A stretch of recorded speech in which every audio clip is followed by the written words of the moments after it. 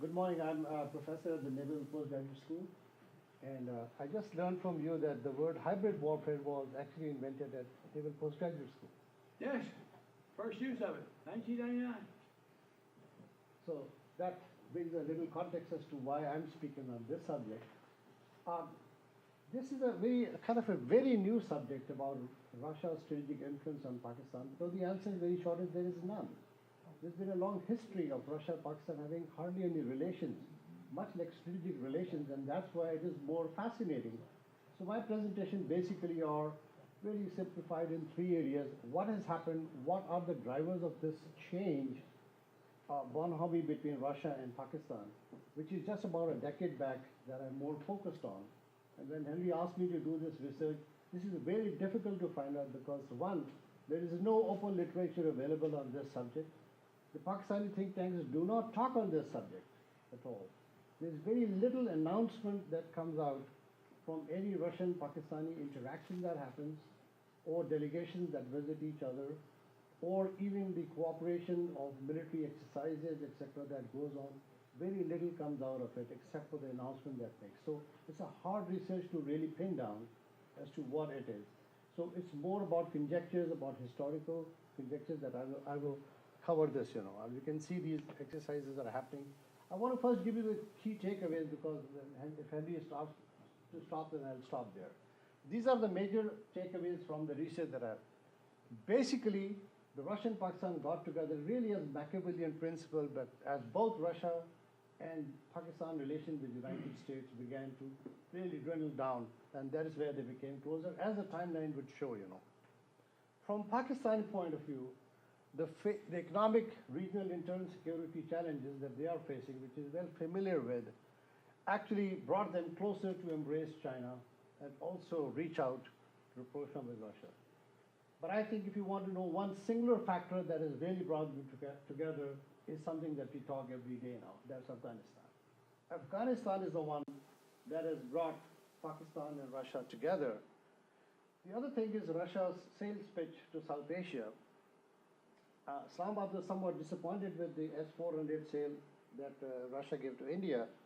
But India is equally disappointed with Russia being progressively taking neutral position on South Asian security issues, something they never did that throughout the Cold War.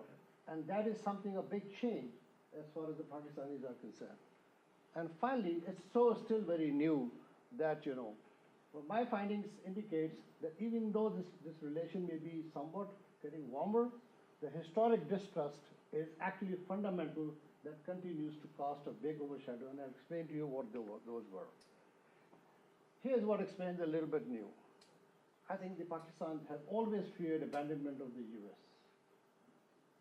And, with India, US deepening relation with India and its diminished role in Afghanistan.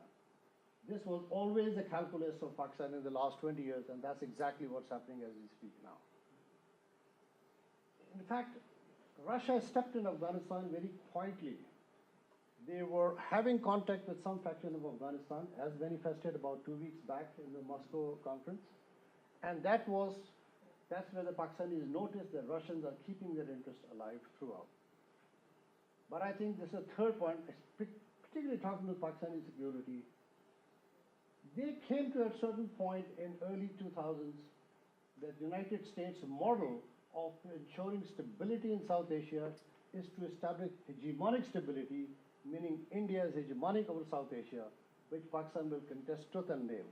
That's where they began to do the classic balance of power. Historically, Pakistan has always sought alliance against India, whether it was US, China, Russia. Now that's where the China and Russia factor comes, because the moment they fear that this factor would come into play. The other game-changing thing that is happening in the region is the China-Pakistan Economic Corridor, which has been talked as the flagship corridor of the Belt Road Initiative. And my finding is that Russia is a bit skeptic about this whole CPEC, whether to join in, not join in, what happens if CPEC is a success, what impact it will have on Central Asia, which is Russia's backyard. It's still skeptical. It wants to join in, but not join in. It doesn't know. That's something which is up in the air as far as I'm. Now, some about the influence, that was the original topic here. What is the influence, the strategic influence? And I found this to be a very interesting one, still very evolving. Pakistani authors, including me, we have all studied Western literature, Western authors. We mimic Cold War doctrine. We study that. Same is the case with India. We thought Russia would have greater influence on India because of their close relationship. Pakistan never had one. But I think, unlike Indian, whose military officers went to Russia throughout training, there was hardly any Pakistani officers ever trained in Moscow. That's changing thanks to United States closing down the IMED program. And that's very, very little. That's just about now. The last batch of naval postgraduate in the naval postgraduate school that I teach of Pakistani officers will be graduating this spring, and we'll have no Pakistani officers. If you have any memory, this is exactly what happened in the 1990s and was promised in 2001 never to happen again. But for the first time, I think the Russians have stepped in, and I think the Pakistani officers will be having close relations with Russians on that. And therefore, this warming ties also includes, because and this is publicly seen, I served in the Pakistani Strategic Plans Division. I do see Pakistani officers, my former colleagues, visiting there and closely studying Russian doctrine possibly. They only see it in pictures, they don't talk about it, but it's quite visible. So there are three areas of Russian doctrine, as we know, and please correct me because this is some evolving and something I want to talk a little bit about the sort of resemblance. First use policy, tactical nuclear weapons use, and the concept of escalate to de-escalate, and Professor Kip helped me with that, is the case. And I'll just show you a little bit how the similarities are indicative.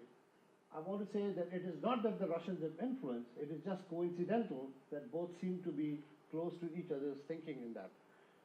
But what Russia is right now doing in South Asia, from my research finding is, it is really doing a very delicate balancing. It's found a newfound interest in Pakistan, and these are in these four areas. China Economic Corridor, number one is Afghanistan, it should be in that order actually. Alienation with the US, and finally the defense sales, that is open. Still, they don't want to alienate India politically, economically, or defense sales, because the market that India provides is much more bigger than Pakistanis would do that. So this is a little bit of overview of relations. I'll not go into deep, I think you are all, but I think I wanted to give what is the historical point of distrust.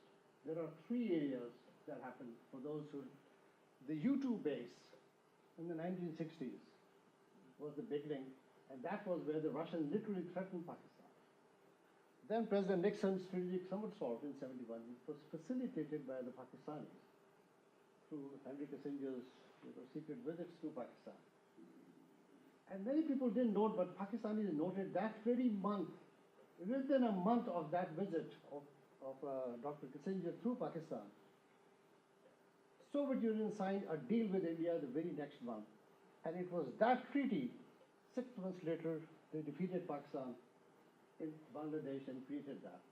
In Pakistan memory, Soviet Union helped India to dismember Pakistan. 10 years later, after the Afghan war, Pakistan helped the United States to dismember Soviet Union. So both countries have actually helped dismembering each other in the Cold War. And that memory is stuck into the countries of both. So now you can see that any attempt to improve relations in Cold War, and again, this was something strange, if you can help me with that. And I'm personally witness to this. In the mid-90s, the Russian generals, Russian contractors would come with a lot of sales to Pakistan. We would agree on certain things, but the moment the delegation would go back to Moscow, we'll never hear back from them. They just disappear. And that continued to happen for a long time, that they thought, are they credible people or not? But actually the backbone was the US-India nuclear deal in 2008, but I think the Pakistanis were deeply disappointed. And that deal, as you probably all know, that the Russians were the ones who gained maximum out of the US-India deal. And how much US has gained, you probably are well aware. And that's where the disappointment began. And you will notice that the change between the delegation between Pakistan and Russia begins after this Hyde Act deal. You will see that the timelines begin somewhere in the last 7 or 8 years, I'll not go really into the details, but I think some of the important visits are, in 2012, the Pakistan Army Chiefs visits Moscow and requests for defense equipment. And I think it's an important point to make here. Until that point, Russia had an arms embargo over sales on Pakistan. Or if any sales to Pakistan would be done, New Delhi had to say yes or no, have almost a veto over Moscow sales to Pakistan. And this is also the time when the Pakistanis were begging the United States for, kind of helicopters and other, to fight against, the war in Afghanistan. But the United States would defer to India's sensibilities and not give anything to Pakistan because of fearing that that equipment might be used against India instead of in Afghanistan. Russia changed that and gave them the Mi-35 helicopters, which the US could not give them. I think that was a big change at the time. And you will see that then the Russian defense minister signed in 2 years' time the defense cooperation agreement. The next army chief visits in 2015, 3 successive chiefs visit there, and this is, you can see how joint exercises begin to happen. More lately, last 1 year. You see much more closer cooperation happening between the two countries. Pakistan Army Chief General Bajwa visits in 2018. The National Security Advisors visit, SPD officers accompanying. They were all seen in photographs and pictures all along. It was not anything secret. It was publicly shown what was going on at the time. And that's where some agreements were made. Not just on that, many exercises were done. And then the meeting of the Shanghai Cooperation Organization. It's a huge deal for Pakistan and India both to be together. What Russia and the Chinese did was allow India and Pakistan to simultaneously join the Shanghai Cooperation Organization, whereas one was opposing the other at the time. The Chinese wanted Pakistan in, the Russians wanted the Indians in. Chinese were skeptical of India, Russia was skeptical of Pakistan. They both decided that both of them come together. And that was a big deal for them because Pakistanis were looking for a forum where they could be seen really doing something on the mandate of Shanghai Cooperation Organization, namely extremism, separatism, and what was the third one? Terrorism. Now, Pakistan and India cooperating at a time when Russia and China provided Pakistan the space, whereas India's whole strategy was to beat up on Pakistan as the country which is hub of terrorism, is now doing counterterrorism exercises alongside with India. Actually brought a huge deal of diplomatic advantage to Pakistan, which Russia provided the space. And that was a big deal for the Pakistanis to go into this whole thing. And of course, now as lately Russia participated just about this very month in the naval exercises, a lot more exchanges are going on the naval side as well. So this is the timeline indicating what's going on. And I'll come on to the last part, what exactly will be the influence on strategic thinking. I've already said about what Western Northern literature is. There are 3 areas in the last bullet, if you see from there. Resemblance on the doctrine. First, use policy rationale. From a broader strategic deterrence to battlefield deterrence, something that was going back to Fulda Gap and other analogies of the time. India and Pakistanis are doing exactly what was being done in the early 60s or late 50s. They're those kind of thinking is evolving. And I put the question mark on and escalate to de-escalate. Sir, help me, I'll show the next slide, why my thinking is a little fuzzy on this. Hybrid war. I see in Islamabad, every think tank talking about this. This is the favorite topic being discussed there. All researches are being done on this. So somehow this is a fascinating subject. And it just struck me that I believe Russians are the author of this, or kind of, no. Look, let's get something straight. The attribution of hybrid warfare to the Russians was taken from an article by General Gerasimov, head of the General Staff. If you read the article, no use of the word hybrid warfare is there. What he is talking about is not templating future wars. And his primary citation is back to Sechin's strategy. He's right in the tradition of the General Staff. There is no new military term. Now, after it became popular in the West, the Russians began to write about it. but they wrote about it in terms of it being practiced against them, because they relate hybrid warfare to what they call color revolutions, efforts to overthrow governments by means of internal subversion. And if you talk to the people in the Russian general staff, they will all smile at you and say, that's what you did to us between 1989 and 1991, and it's not going to happen again. I get it, sir. So that's... I was a bit fascinated when you just said about from sixth generation warfare to fifth generation thinking, and this is where this concept about the way, in a regional sense, thinking is evolving there, it just struck me what you just said about, because that's what India and Pakistanis are really talking about and doing to each other, even as we speak today. The tension that's going on in the region even now is somewhat related to this kind of thinking, that we have had hybrid sort of a warfare, preparing and really creating grounds for a mini conventional invasion with nuclear weapons at play now. This was not previously, but now that is coming into play. And if there's going to be any war, I have to say, I know it makes people nervous. The most likely use of nuclear weapons will happen in the Indian subcontinent if this thing continues what we are hearing on a daily basis.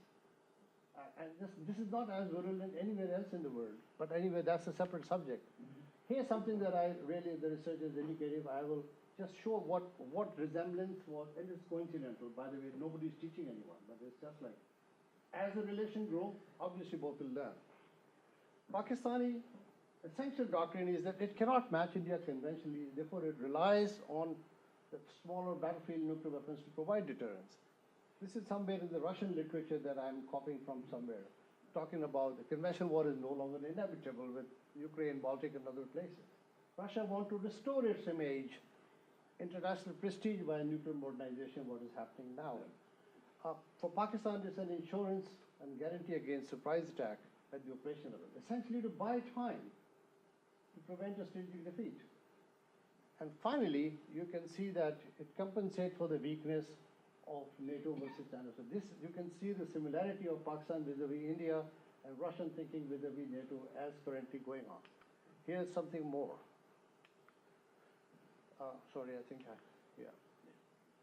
The RMS of the 1980s. That's the biggest argument we all have made to the Pakistanis, that look, I mean, tactical weapons and other things are kind of redundant in the sense of the nuclear age. But the Pakistani argument essentially is that the 1980s revolution military affairs changed the NATO's concept to bring precision-guided and conventional munition and other forms of modernization to really offset what was also pact superiority then. But the 21st century armament that Indian Army has, the Pakistanis cannot match and do the same strategy. So therefore they have to continue to rely on nuclear weapons as a balancer against that weakness. And we see from the Russian literature that they are using this concept of a decisive limited nuclear use against superior conventional forces. And here's the concept, and I'm told that this is, again, sort of a controversial one, it's really there or not, and please help me. The idea of escalate to de-escalate is contested and controversial whether it is there or not. But I found something in an official document, 2003 as far back, talking about de-escalation of aggression will force the enemy to halt military action by the threat to deliver or by actual delivery strikes. And then precise conditions are ambiguous. If this is read anywhere in any think tank or any Pakistani establishment, I can assure you that's exactly what they're trying to explain what the Pakistanis are doing. It's almost like helping Pakistan language. This is what they want to do. They don't want to annihilate India, but they actually want to use it to de-escalate the conventional invasion coming against an elongated, very short, narrow depth of Pakistan. It will disintegrate if it allows penetration of Indian forces. But the use, if at all it happens, they call it deterrence weapon. But that's what you can see the similarities between two countries. I will close by just showing, because Henry asked me to tell what are the current convergences and divergences in their thinking. And so I see that there are a lot of convergence between Russian and Pakistani thinking. First of all, Afghanistan and Afghanistan, they think US position in Afghanistan has reached its limits. And both sort of agree on that. Both have agreed that negotiated peace is the only future of stability in Afghanistan. Both agree that the threat is significantly diminished in Afghanistan, but the Daesh and ISIS threat is emerging, which is a problem for both Pakistan and Afghanistan and Russia. And both believe there is the biggest confusion here. Nobody wants to take Afghanistan's responsibility. Both think that U.S. presence is causing the instability, but nobody wants U.S. to leave Afghanistan either, because then who's going to take care of that? Vacuum. Right. Both sides are not knowing what it is. The future dispensation is Kabul relies on U.S. presence. Moscow conference was just held a week back. And so you just mentioned about that the U.S. Afghan government was not on the table, but everybody else was there. So what is going on? And at the same time, U.S. is negotiating. That's what is going on, and where Pakistan is in the middle of really playing off China, Russia, U.S. at this point of time. Interestingly, I found that with what's going on between India and Pakistan today, India tried to bring this issue about the issue that happened 3-4 days back on SCO forum, and Russia discouraged that, saying this is a bilateral issue. Shanghai Cooperation Organization is not to bring bilateral India-Pakistan issue there. And that pisses off India, and obviously pleases Pakistan.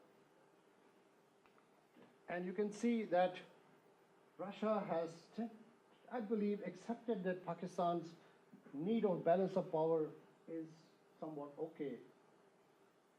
That hegemonic is not really the model that's going to work, because they want to sell equipment to Pakistan. India's veto on Russia's sale to Pakistan no longer applies. That's a big victory for Pakistan thinking. And I think they also agree that the trajectory of Pakistan nuclear program is not, they might consider cyber space and other technology sales to Pakistan. But the problem is it's very expensive. The Pakistanis cannot afford what the Russians are giving. Plus, my own thinking is that the Chinese influence on Pakistan is so high that the Chinese won't let the Russians go free because they want that market for themselves. After all, China is investing so much in Pakistan. So these exercises are happening, and I would say there are divergences and differences as well.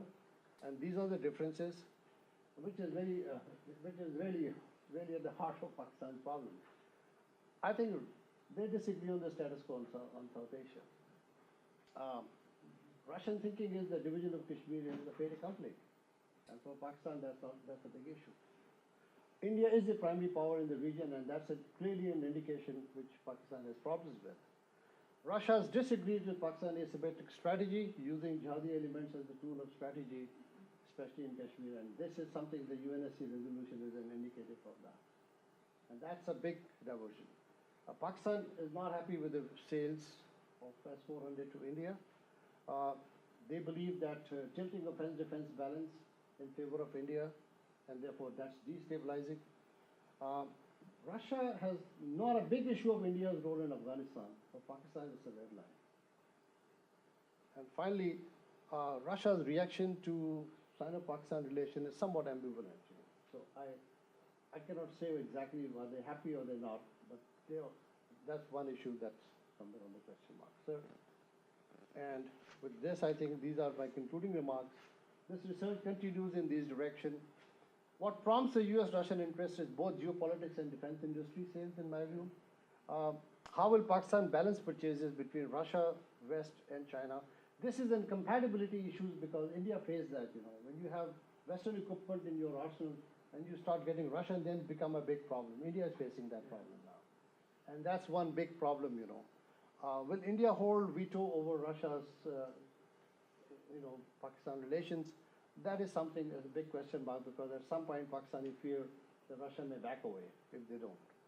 And of course, this is something really, it's an observation of mine. It's not a deep analysis about the strategic doctrinal sort of, resemblance.